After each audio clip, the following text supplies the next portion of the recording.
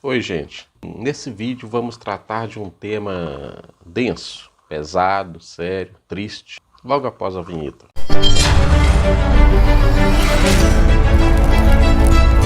Olá, meu nome é Arleci Rodrigues, este é o canal História com H. Recentemente a Netflix anunciou a nova série aí, está dando comentários na internet, né? Será o Eternauta, a nova série anunciada pela Netflix. Para quem não sabe, o Eternauta é uma história romance de ficção científica, né? Em quadrinhos,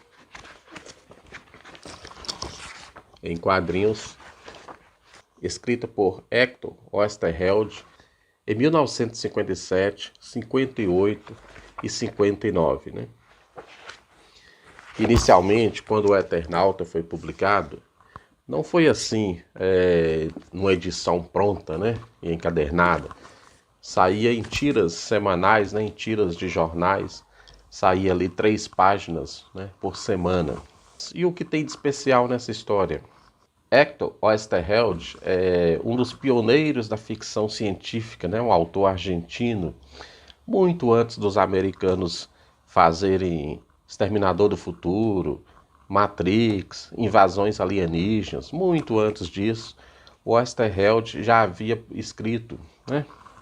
Já havia publicado o Eternauta, uma história de ficção científica de invasões alienígenas, e que agora, né, a Netflix anunciou que vai virar série. Isso já havia sido anunciado em 2019, mas veio a pandemia, as filmagens, né, os trabalhos de filmagem foram interrompidos e recentemente a Netflix anunciou a sua volta. Mas esse vídeo não será especificamente sobre a história em si, não será sobre a história o Eternauta em si. Será sobre o seu autor, né? Será sobre a vida do autor do Eternauta. Antes de eu entrar na vida do autor em si, essa história, o Eternauta, ela é muito cultural na Argentina, né? Esse personagem, ele está na memória coletiva do povo argentino. Na reeleição de Cristina Kirchner em 2011, apareceram diversas ilustrações, diversos cartazes, onde o Néstor Kirchner, né, o marido da Cristina e ex-presidente da Argentina, era representado como o Eternauta, como personagem aqui da história, com o seu traje de mergulho, a sua máscara de mergulho, né?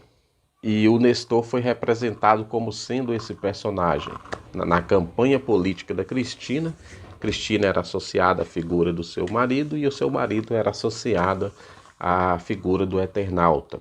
Como sabemos, a Argentina passou por diversos períodos de ditadura militar, né? De golpes militares, governadas pelos militares diversas vezes. 4 ou 5 períodos de ditaduras que houve na Argentina. E nesse último período, que foi de 76 a 83, é que acontece toda a tragédia na vida do Hector. A história O Eternauta é uma história, como eu já disse, de ficção, mas, né, tem aí um pano de fundo político, um pano de fundo que contestava e denunciava, né, a sua época, a Guerra Fria, os invasores, né, que queriam dominar humanos, e de certa forma isso não agradava os militares da época que governava a Argentina. E o Hector, o seu autor, o autor aqui, ele tinha a militância, ele fazia parte de grupos de militância política da esquerda, né?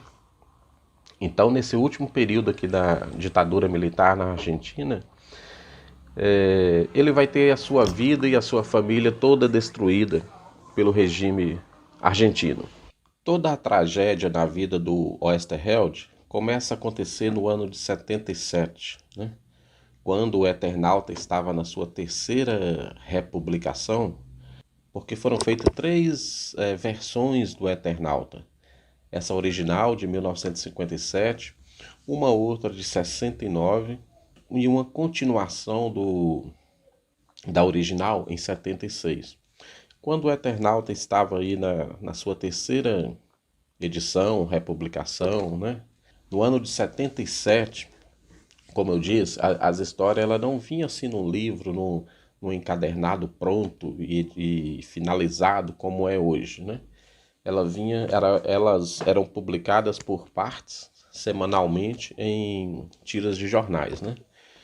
E então, quando o Eternauta estava sendo publicado na sua terceira continuação, o Oesterheld foi sequestrado pelo Estado, né? Foi sequestrado pela polícia argentina e nunca mais voltou, né?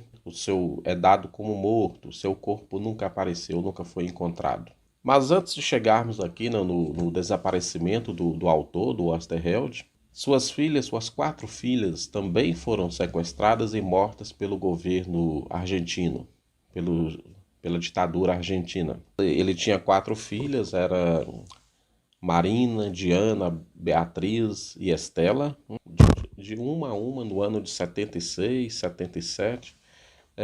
Elas foram sendo levadas pelo regime e nunca mais foram encontradas, né? A única que foi enterrada, né, que teve o seu corpo devolvido à família e que foi enterrada foi a Marina. Marina foi a primeira a ser presa e a única que teve o corpo devolvido à família. As outras também foram porque elas eram eram militantes de movimentos contrários à ditadura argentina.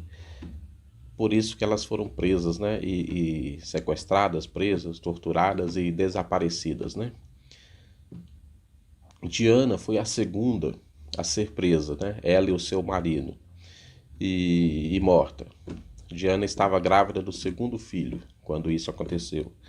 Beatriz foi a terceira, Estela a última, né? Estela foi a última a ser morta e juntamente com o marido.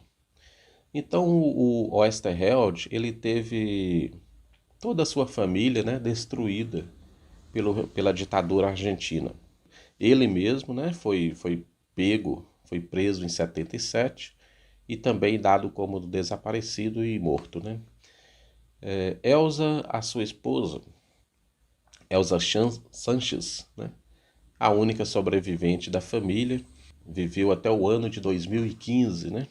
Os relatos da época indicam que foi marcada uma reunião, né, numa casa, no endereço lá, mas como esse endereço da casa vazou, né, a polícia já sabia desse endereço, todos os integrantes ali foram avisados e não compareceram no endereço. E o único que não foi avisado foi o Oesterheld, né, e ele compareceu, quando ele foi preso e levado pelo regime argentino.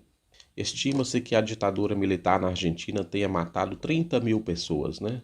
E após todas essas mortes, desaparecimentos, o fim do regime militar em 83 na Argentina, Elsa, a única sobrevivente da família, ela ingressa no movimento Mães e Avós da Praça de Maio, né? Esse é um movimento que existe até hoje na Argentina, onde essas mulheres, né, se reúnem ali todas as tardes, né, de quintas-feiras, de todas as quintas-feiras, reivindicando do governo, né, para localizar seus parentes, seus familiares desaparecidos, né, seus filhos e netos. O movimento Mães e Avós da Praça de Maio, desde então já conseguiu localizar e identificar mais de 150 pessoas, né, que haviam sido retiradas das suas famílias originais, né, das suas famílias biológicas e entregues para adoção. Mas e aí, você já tinha ouvido falar nesta obra, O Eternauta? É uma obra adotada pelo governo brasileiro, né, para estar nas escolas, para estar nas bibliotecas públicas. Procure na biblioteca da sua escola, vale muito a pena a leitura. Ou procure na biblioteca pública da sua cidade, se tem essa obra. E pegue prestado, né, para você conhecer, né? E em breve, né, estará aí a série da Netflix, O Eternauta. Vamos torcer para que seja boa, né? Bacana, que seja fiel à obra original, né? No mais, muito obrigado por nos acompanhar até aqui. Comente, deixe seu comentário aí no vídeo, compartilhe, se inscreva no canal e até mais. Obrigado.